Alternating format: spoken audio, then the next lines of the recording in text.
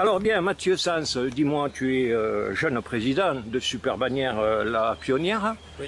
et ce nom en lui-même, donc, veut dire quelque chose de bien précis. Super Bannière La Pionnière, du coup, c'est par rapport à l'histoire de la station, qui est la première station de ski des Pyrénées, la seconde en France après Chamonix, et aussi une pionnière dans le sens technologique, parce qu'elle a été le théâtre de nombreuses innovations, notamment la crémaillère, première remontée mécanique des Pyrénées, après le funiculaire de la Chaumière, qui est aussi à Luchon, et aussi au niveau des téléskis et des remontées mécaniques dédiées au ski. On a eu le premier téléski moderne de France, qui était le téléski de Cabane, qui n'existe plus maintenant, et un funiluge, alors c'était une sorte de luge qui était remontée par un treuil, qui a été la première remontée mécanique de Super Bannière, rien que dédiée au ski. Alors, le 28 juillet prochain, dimanche après-midi vers 14 h, avec ton collègue qui est trésorier, Ludovic Fertan, Oui. vous partagez une conférence, donc, chacun ayant sa particularité. Je crois qu'il va débuter cette conférence lui-même en présentant la station. Voilà. Alors, en lieu et place, est-ce que tu peux m'expliquer un peu? D'accord.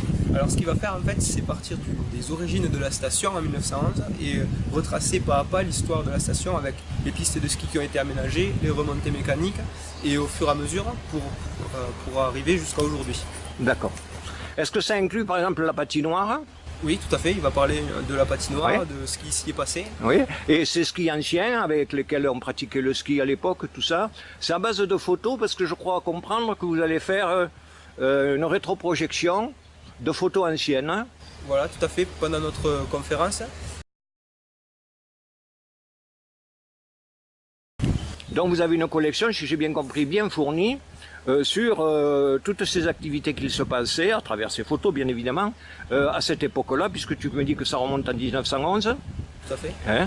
Donc là, vous avez fait certainement un recueil assez important de photos, de documents, qui prouvent donc que cette station était pionnière par rapport aux Alpes, et c'est vrai que dans la Haute-Garonne, bon, c'était la plus connue dans les Pyrénées en fait. Hein? Tout à fait. Ouais. Tout à fait, on a des photographies, surtout de cartes postales pour la partie 1911, des anciennes cartes postales phototypes, qui datent donc entre 1910 et les années 30. Et ensuite, à partir des années 50, on a beaucoup de photos Alix, qui est un véritable témoin de l'évolution de la station, quoi. Et à cette époque-là, donc dans les années 1900 et quelques, il y avait beaucoup de courses organisées quand même à l'échelon national. Il y avait dans la station en fait. Tout à fait. Est-ce qu'à cette époque-là, il y avait déjà l'hôtel de Super Bannière? Alors, oui, parce que les premières courses c'était dans les années 20, 23. L'hôtel a été inauguré en 22. Ouais. Et donc, oui, il y avait, comme tu disais, il y avait beaucoup de courses parce que c'était la seconde station de France, Super Bannière, en classement. Hein. Et après Chamonix. Et du coup, on a eu les championnats de France plusieurs fois et les championnats de saut à ski aussi, assez impressionnant. Et de mémoire, et plus spécifiquement donc sur la crémaillère. Tout à fait. Bien. Est-ce que tu peux m'en faire un peu l'historique avant l'accident de 1954? Oui. Alors, l'histoire commence à la fin du 19e siècle, pour faire rapidement, avec l'idée de faire comme en Suisse en fait, une station de cure d'altitude en fait, dans les Pyrénées. Et c'était autour de l'Antécade, du pic de l'Antécade. Et bon, après moult péripéties, au final on s'est retourné vers Super Bannière. On a construit une crémaillère entre 1911 et 1912, qui a été inaugurée en 1912. Et donc qui permettait l'accès à Super Bannière. Le ski s'est développé très vite après, la première saison de ski c'était l'hiver 1912. Et en parallèle on commence à construire l'hôtel, le grand hôtel, avec l'aide du chemin de fer. Et donc le grand hôtel finit de se construire en 22. Il y a plusieurs saisons d'hiver qui se succèdent. Tout se passe très bien jusqu'en 1954 où il y a ce dramatique accident qui n'aura au final pas grande conséquence sur la fréquentation du train. C'est la route qui l'achèvera en 1960 et qui finira de faire fermer la crémaillère en 1966. Oui, parce que pour revenir à la crémaillère et cet accident de 1954, tu m'expliques que effectivement, bon, la motrice n'était plus en état de fonctionner. Comment a-t-on fait pour réparer l'incident en fait, pour que cette crémaillère puisse continuer à servir? En fait, c'est qu'il y avait 5 trains qui circulaient sur la ligne. En fait, ce n'est qu'un seul qui a été accidenté.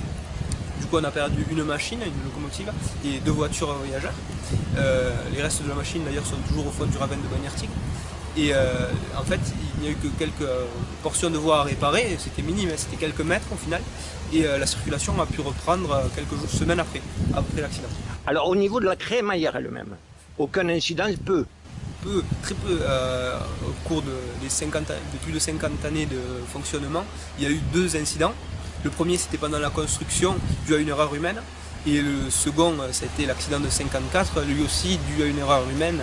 Est-ce que c'était dû la première fois aussi au serre-frein ou pas? Ou est-ce que tu en connais les raisons? Oui, c'était en fait c'était une machine à vapeur qui avait été construite exprès pour la construction de la ligne. Et il y a eu un incident, elle est partie en fait à reculons, sans personne dedans, et elle s'est emballée et a déraillé au-dessus du bosquet des Termes. Et d'ailleurs, la machine à vapeur a été reconstruite et envoyée à la Rhune pour la construction de la Rhune. Elle a été accidentée une nouvelle fois à la Rhune. Là où tu allais fait sur cette crémaillère, j'imagine qu'on a embauché beaucoup de personnes du temps. Il y a eu beaucoup de gens de la vallée, mais il y a eu aussi énormément d'Espagnols qui sont venus pour la construction parce qu'il fallait beaucoup de main d'œuvre. Et ça a été une construction titanesque. Il y a 5 km dans le schiste. Il y a un viaduc assez impressionnant de 80 mètres de long. C'est vraiment une grosse construction qui a été faite en un temps record, en 11 mois. C'est assez impressionnant pour l'époque. Finalement, ce réseau est remis en place dans les années... Il est terminé en 1912. En juillet 1912, les premiers trains montent à Super-Bagnères. Comment ça montait? Alors explique-moi le principe, parce que pour les non-initiés, ils ne comprennent pas trop comment il y avait des montées et des descentes en permanence, comment se faisait le croisement, parce qu'il n'y avait qu'une voie. Tout à fait. À l'origine, il y avait 3 trains. Donc il y avait 3 évitements, 3 endroits où la voie se séparait pour pouvoir se croiser. Et donc il y en avait un à La Soulan, au premier tiers du parcours, un à Missage, à la moitié, et un à Artigue-Ardoune, au bas de la piste record. Et donc à ces endroits, les trains pouvaient se croiser et circuler, et du coup on pouvait avoir des trains qui montaient et d'autres qui descendaient en parallèle sans qu'ils soient coincés face à face. Voilà. Donc c'était basé sur un aiguillage. Voilà. Oui. Alors ce fameux haricot qui était donc à l'aiguillage, c'était manipulé, comme dans des gares ferroviaires, par une personne, et ça permettait d'aiguiller les trains, soit en montée, soit en descente. Tout à fait. En fait, à cet endroit, il y avait une voie qui se séparait. La voie se séparait en 2, et on l'aiguillait soit en voie directe, soit sur l'évitement. Rendez-vous le 28 juillet à 14 h. À 14 h. Alors, donc sur scène, vous serez 2, et vous invitez le plus grand monde à venir, bien évidemment.